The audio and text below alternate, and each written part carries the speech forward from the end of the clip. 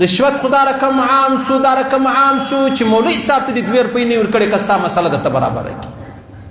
سود خو داسې عام سو داسې عام سو چې هغه لوی عجز صاحب دی هغه یو لمونځ بغیر د جوماته نه کوي، یو ساتکۍ بغیر د تسبو نه کښېني، دی هم په دا خبر دی چې زما کار ټوله سود روان دی، بیا هم څه چم کوي. ما ته په دې ښار کې نه ویني چې فلاني عجز صاحب د فلاني څه چک رانیوي، د درو میاشتې چک وروره 10 لک روپۍ 6 لک روپۍ ول په 8 لکې جن رانیوي، خپل 8 لک روپۍ واخه چک ما موږ نه دي لیدلې. راسه په دې ښار کې زه تا ته مسلمانان در ښایم هغه څه چم کوي، هغه د دې ښار و عیسایانو ته و هندوانو ته و دغه نصاراو ته روپۍ ورکړي. څو 2 لک روپۍ واخله، ما ته 2 میاشتې بعد چش راکه 2.5 لک روپۍ راکه، ما ته 6 میاشتې بعد 2.5 لک روپۍ راکه. ولې نو دا خو سود دی. یانو د کافر سره دا کافر دی، د کافر سره سود نشته.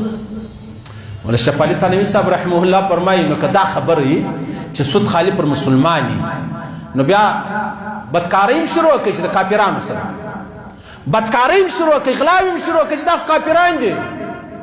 ګوره ته مسلمان یې، دی کافر دی، ته د چا چمونه کوي د دې کافر چمونه کوي، او بیا دې دا د ځانه جوړه کړې ده چې یا دا کافران. زه په دې ښار کې در ښیم هندوان در تاریان دي، هندوان وایي دغه اسلام ګر زموږ نه غواړه د کوم اسلام چې ته یادوئ دا اسلام دی. که زه کوم شراب دی حرام دی، که ته که یې پروا نه لري، که زه کوم سود دی حرام دی، که ته که یې پروا نه لري. الله رسول فرمایي ما ولیدی یو سړي نارې ویلې یا الله قیامت مه راوله، یا الله قیامت مه راوله.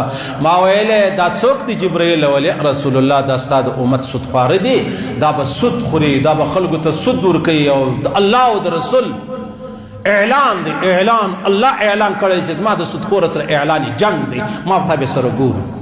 لکه یو دشمن او بل دشمن ته وایي ما ورته به سره ګورو، دلته الله فرمایي ما ورته به سره ګورو، الله فرمایي ما ورته به سره ګورو.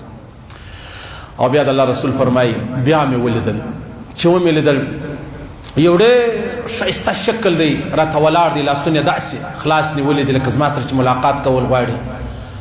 نو ما ته جبرائیل امین علیه السلام ما ورنږدې کېږه ما دا څوک دی؟ ول دا دنیا د دنیا په ښایسته شکل کې و تا ته ودرېدله.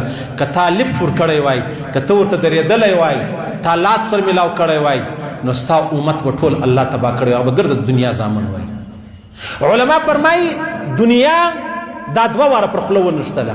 یو چې عیسی علیه السلام الله پیدا کوي، دنیا پوړې مخ پر خوله ونښته چې او اوس به موږ څوک څه کوي ګر سره موږ ته به ګوري نه. یو چې محمد رسول الله پیدا کوي، وایي دا دنیا ابو نعیم اصفهاني فرمایي دا دنیا پوړې مخ پر خوله باندې ونښتله چې اوس به ما ته ګر څوک لاس نه راچي، اوس به ما ته څوک لاس نه راچي.